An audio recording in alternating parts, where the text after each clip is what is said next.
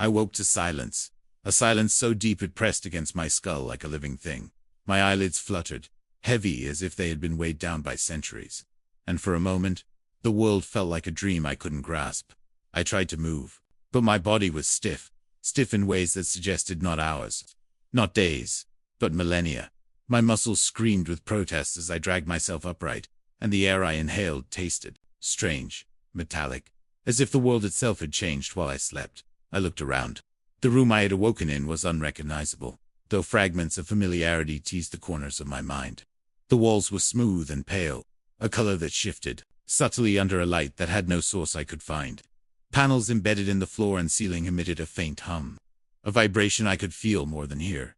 I stumbled toward a window, or what I assumed was a window, and froze.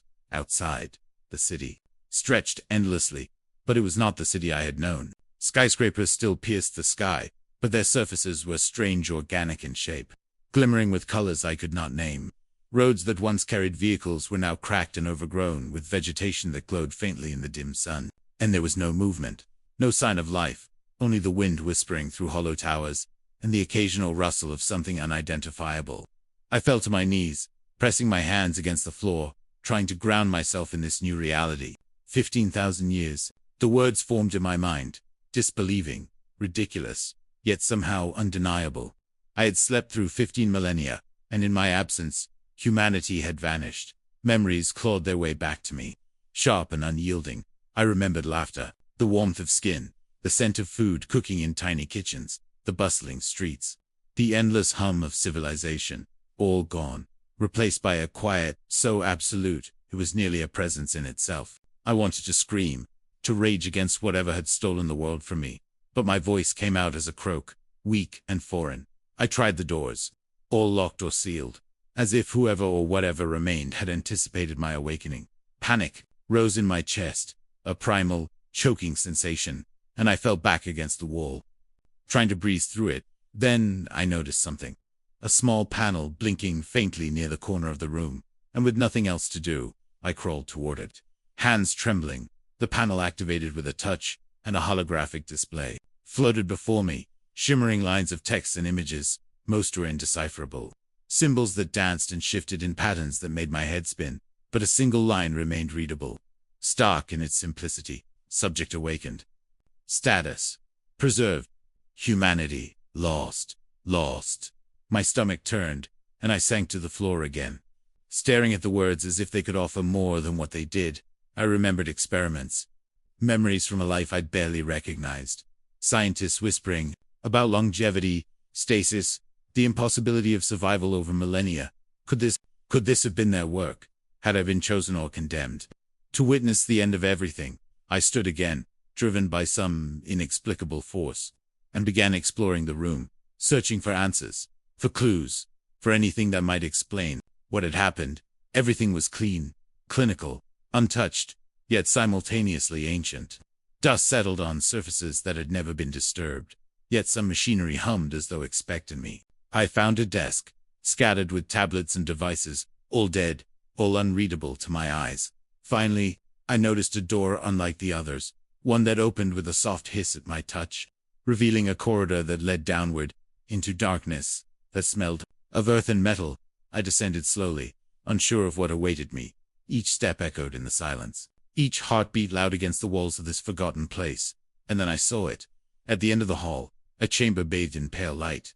Inside, rows upon rows of pods glimmered, their surfaces fogged with condensation.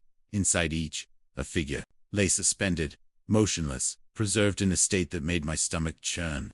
These were humans, or they had been bodies, frozen in time, some centuries old, some thousands. I ran my hand along the nearest pod, unable to look away, and felt a coldness that was almost a presence, a memory of life long extinguished. I touched the control panel beside the pods, a flicker of hope stirring. Could I awaken them? Could I restore what had been lost? But the panel offered no such mercy, only the same cruel message. Humanity lost. My heart pounded as I staggered back, my mind refusing to process the enormity of it. I had expected emptiness, yes, but not this deliberate, frozen testimony of extinction. Then I heard it, faint at first, a vibration that grew, A low hum that resonated through the floor. The pods shivered as though responding to something deep within the earth, or perhaps within themselves. And then I realized, with a terror I could not name, that the world outside might not be empty, not completely. Something had survived. Something had changed, and it was waiting, watching. I fled back to the surface, heart hammering, mind racing, and as I stepped into the ruined city, I understood the truth in my bones. Humanity was gone, yes, but the earth, it was alive, alive in ways I could not have imagined. Towers twisted into shapes that defied engineering. Streets alive with light and movement that seemed organic, even breathing, and the wind carried a whisper of voices. Not human, not quite, but intelligent, aware. I stumbled through the streets, my eyes wide, each step a mixture of awe and fear. Could this be evolution? Could this be what had replaced us? The sky itself was different, not blue, but a shifting palette of green and gold, streaked with lines of energy that arched across the horizon. I felt small, infinitesimal, in a world that had moved on without me, and yet, strangely, beautiful. I wandered for hours, or perhaps days. Time had no meaning in this place, and I found remnants of structures I recognized, monuments, museums, streets once familiar, now twisted into alien forms. Memories hit me with brutal clarity, names, faces, places, and I wept for them, for us, for everything we had lost. Yet even in despair, a flicker of determination ignited. If humanity had vanished, if I was alone, I would understand what had happened. I would find a way to survive in this new world. As night or something like night fell, I sat atop a crumbled tower, watching the glowing vegetation pulse and shift below. My reflection caught in a pool of water that had formed in the ruins, and I barely recognized the person staring back.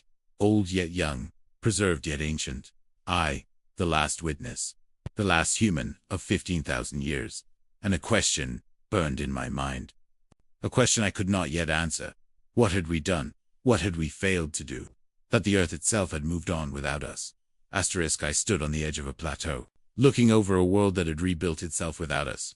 The rivers shimmered with light I had no name for. The forests pulsed gently, and creatures half organic, half energy moved through the landscape like living constellations. I breathed it in, the scent of life and change, and felt an ache for the humans who had come before. I had searched for answers, for remnants of our legacy, and yet, the deeper I explored, the more I realized that humanity had not just vanished, had been absorbed into something greater, something beyond comprehension, a consciousness woven into the planet itself, a memory in the soil, the water, the air. I was not alone, not truly, for traces of us lingered in subtle ways, echoes in the humming of the world. At first, I had resisted, clinging to the hope that I could somehow reclaim the earth, restore it to what I remembered. But now, as I watched a sunrise that was no longer sun but energy, flowing through the horizon, I understood the futility of that desire. The world did not belong to us anymore, and perhaps it never had. I was the last witness, yes, but also a messenger, a bridge between what was and what had become. I wandered to a quiet valley, where the air shimmered with soft green light, and I sat among the glowing flora, feeling its warmth seep into my bones. Memories of humanity flooded me, laughter, love, fear, triumph, failure, and I wept, not for vengeance, not for regret, but for understanding, for the brief, fragile spark we had been, and how it had shaped even the smallest corners of this new world. And then I spoke, my voice breaking the silence. I promised to no one and everyone.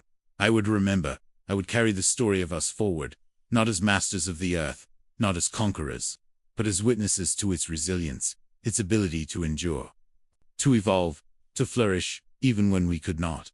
The world had changed, and I would change with it, becoming something new, something alive, even as the last human. As the light shifted and danced across the horizon, I rose, feeling strength I had not known I possessed. The world awaited me, strange, alien, beautiful, and I would meet it with open eyes and a steady heart. Humanity was gone, yet its memory endured. Embedded in the earth, in me, in the whispers of the wind, I stepped forward, leaving footprints on soil that would remember them long after I was gone. And in that moment, I understood this was not the end, but the first dawn of something beyond me, beyond us.